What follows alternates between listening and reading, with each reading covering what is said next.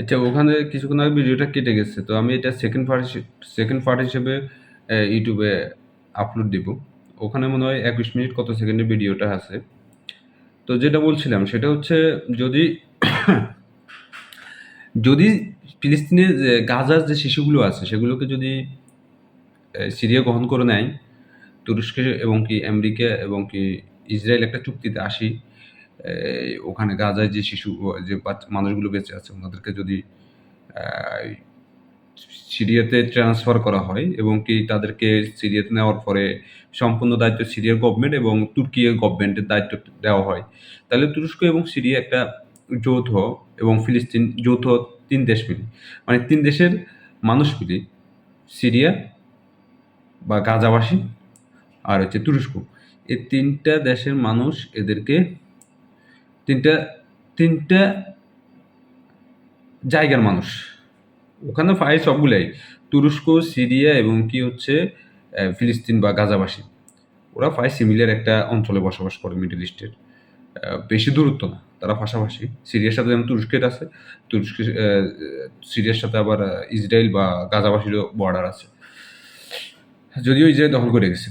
তো আমি যেটা বলতে চাচ্ছি সেটা হচ্ছে, যদি সিরিয়াতে গাজাবাসীদেরকে নেওয়া হয় এবং একটা অঞ্চলে তাদেরকে রাখা হয়, সেখান থেকে সিরিয়ান গভর্নমেন্ট যদি এই শিশুদেরকে পড়াশোনা করানোর দায়িত্ব নেয়, তুর্কি, সিরিয়া এবং কি হচ্ছে ফিলিস্তিন বা গাজাবাসী, গাজা যে কর্তৃপক্ষ থাকবে, তিন তিন সমন্বয়ে ৩টা কমিটি গঠন ৩টা কমিটি গঠন করে ৩টা কমিটির সমন্বয়ে এই মানুষগুলোকে পরিচালনা করা, তাদের খাওয়া নিশ্চিত করা, তাদের খাদ্য এবং তাদের থাকা এবং বাচ্চাদের শিক্ষা এবং বাচ্চাদের প্রয়োজনীয় যা দরকার সবকিছুর ব্যবস্থা করা হয়। তাহলে সিরিয়াতে থেকে তারা যদি আগামী ২০ বছর যাবৎ তাদের মাতৃভূমি ফিরে পাওয়ার জন্য, ফে ফিলিস্তিন ফিরে পাওয়ার জন্য তারা ওখানে প্রশিক্ষণ গ্রহণ করে। সব ধরনের প্রশিক্ষণ, শুধু একটা ধরনের প্রশিক্ষণ নয়। সবচেয়ে বড় কথা সেটা হচ্ছে, যারা যুদ্ধ করবে, যারা ওখানে পরবর্তীতে নেতৃত্বে আসবে, তাদেরকে এমনভাবে ট্রেন আপ করে তৈরি করা দরকার যেন ফিলি ইসরায়েল তো দূরের কথা, মানে সারা বিশ্বের মানুষ একদিকে, আর হচ্ছে তারা সংখ্যায় কম কিন্তু তারা অন্যদিকে। যেমন তাদেরকে হারাতে হলে ঘাম ঝরানো মানে যারা হারাবে তাদেরও অনেক কিছু হারাতে হয়। তো সেরকম একটা ব্যবস্থা যদি করা যায় আমার মনে হয় ভালো হয়। তবে হয়তোবা হয়তোবা সৃষ্টিকর্তা আল্লাহর ইশারা হচ্ছে অন্যরূপ। আমরা যত ধরনের পরিকল্পনা করি, আল্লাহর পরিকল্পনা সর্বোত্তম পরিকল্পনা। আল্লাহ ওখানে কি পরিকল্পনা করেছে সেটা আমাদের থেকে মহান রব্বুল আলামিনই ভালো জানে।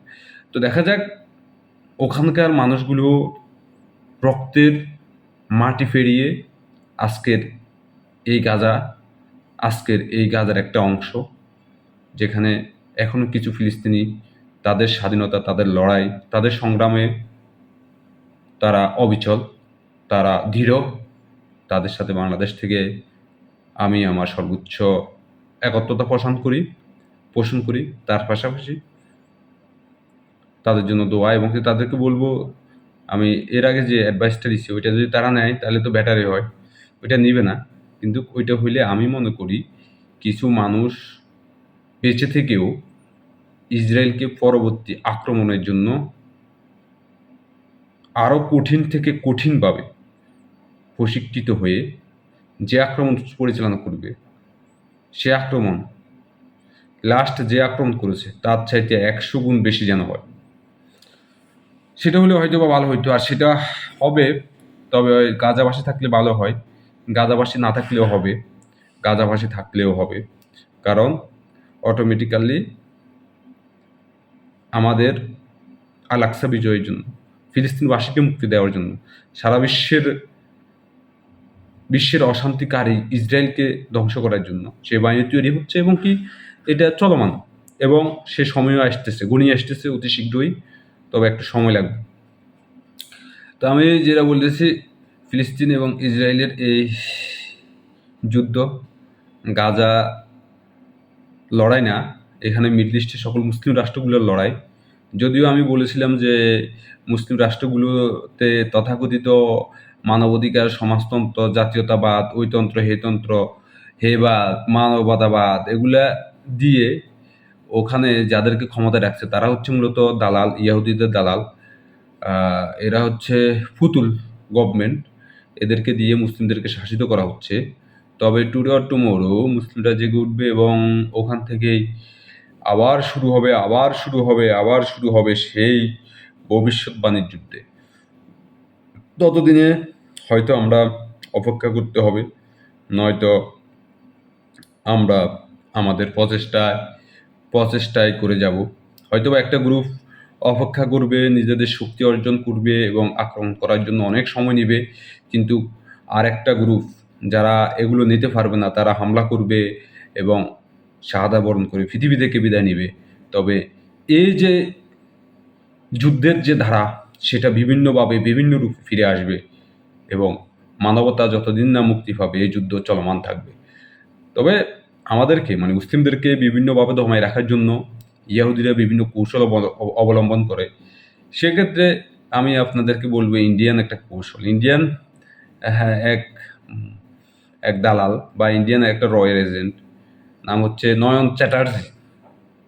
সে পোস্ট করে এমনভাবে যেন এই পোস্টটা বাংলাদেশের পক্ষে, কিছু কিছু ক্ষেত্রে বাংলাদেশের পক্ষে পোস্ট করে, কিন্তু গুরুত্বপূর্ণ বাংলাদেশ যদি মিলিটারি যদি অস্ত্র কিনে, সে অস্ত্র কোথা থেকে কিনছে, কেন কিনেছে, এই অস্ত্র কিনা ঠিক হয় নাই, এই অস্ত্র যেহেতু আমেরিকা থেকে কিনতেছে, যেহেতু ইউরোপ থেকে কিনতেছে, তার মানে এখানে আমেরিকা আছে, তার মানে যেহেতু এই আমেরিকান এই অস্ত্র বাংলাদেশে আসতেছে, তার মানে আমেরিকানরা এখানে আসছে, তার মানে এখান থেকে কিনা যাবে না, তাহলে কোথা থেকে কিনলে ভালো হইব? ইন্ডিয়া থেকে।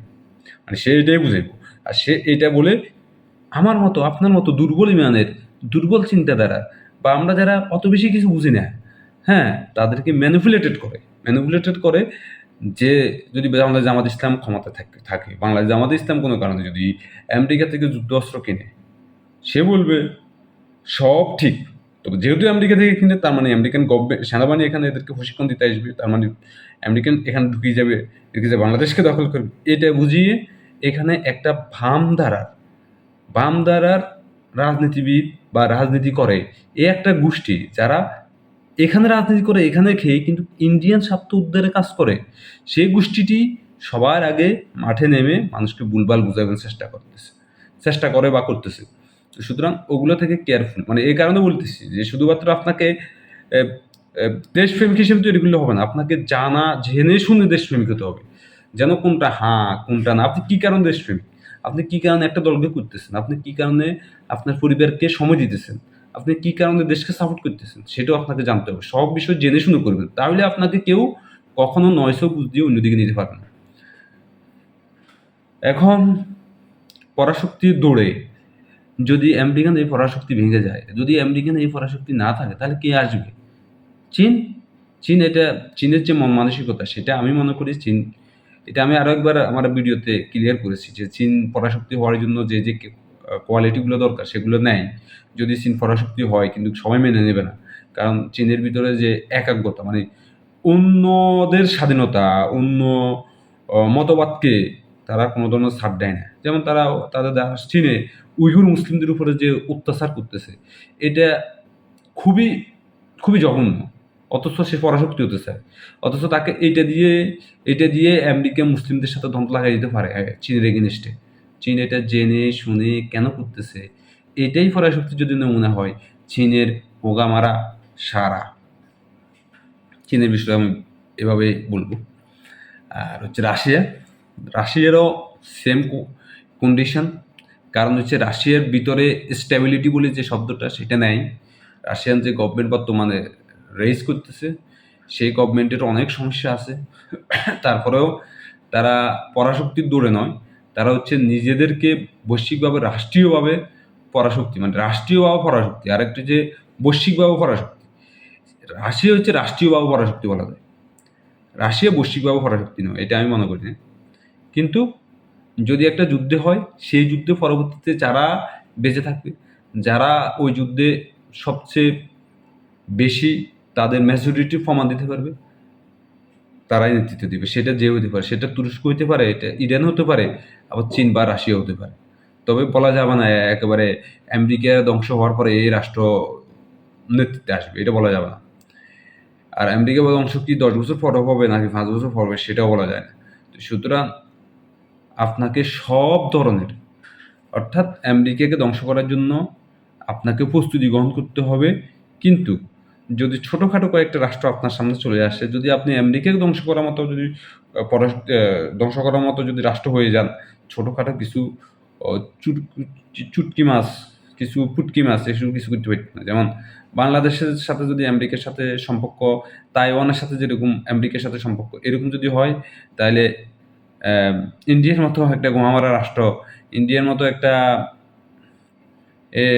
শয়তান পূজারী রাষ্ট্র, যেটা শয়তান পূজারী ধর্ম, ইন্ডিয়ান যে ধর্মটা আছে হিন্দু ধর্ম, এটা হচ্ছে একটা শয়তান পূজারী ধর্ম। তো এই ধর্মের লোকেরা, হ্যাঁ, এই ধর্মের লোকেরা হচ্ছে কি, এই ধর্মের লোক হচ্ছে যে মোদি মোদি হচ্ছে হিন্দু ধর্মাবলম্বী, বা হিন্দু ধর্মের একটা শয়তান ধর্মাবলম্বী লোক। সে সেখানে মুসলিমদেরকে কি অত্যাচার করতেছে না ইন্ডিয়াতে, অথচ ইন্ডিয়াতে 700 প্লাস বছর মুসলিমরা শাসন করেছে। সেখানে হিন্দুরা ওই সময়টা যেরকম ছিল এখনো মনে হয় না এরকম আছে। অথচ মুসলিমরা যদি চাইতো ওখানে একটা হিন্দু থাকার কথা না, কিন্তু মুসলিমরা চায় না। মুসলিমদের এই যে মানবতাবাদ, এটার কারণে মূলত হচ্ছে মুসলিমদের পরবর্তীতে আসে ধ্বংস।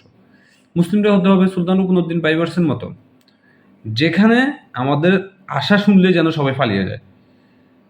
আর মানবতাবাদ যেদিনে ঢুকবো, শয়তান সমাজতন্ত্রবাদ যেদিনে ঢুকাইব, ওই দিন শেষ, ওই দিন থেকে আমরা শেষ। তো আমরা আমাদের প্রচেষ্টা অব্যাহত যেমন রাখবো, আমাদের ভাইদেরকেও খেয়াল রাখতে হবে, এবং আমাদের ইতিহাস, আমাদেরকে কিভাবে আমার ভাইদেরকে হত্যা করতেছে, আমার বোনদেরকে কিভাবে নির্যাতিত করতেছে, দর্শন করতেছে, শিশুদেরকে হত্যা করতেছে, এগুলো আমাদের মনের ভিতরে লালন করতে হবে। এগুলো আমাদের প্রজন্ম থেকে প্রজন্মে ছড়াই দিতে হবে, যেন আমি মরার পরও যেন আমার পরবর্তী প্রজন্মও যেন আসে এই যুদ্ধ করার জন্য। এভাবে যুদ্ধটা যখন ছড়িয়ে পড়বে, কেউ আমাদেরকে কোনোদিনও দমায় রাখতে পারবে না। টুডে অর টুমোরো আমরা বিজয় লাভ করব। এর জন্য দরকার আমাদের একটা master master class master master mind না, মাস্টার মাইন্ড পরিকল্পনা না, এটাকে বলা হয় যায় একেবারে মাস্টার অফ আপার লেভেলের প্ল্যানিং দরকার, এবং সেই প্ল্যানিং অনুযায়ী কাজ করা দরকার। এবং সে কাজ করতে গিয়ে আমাদেরকে যেসব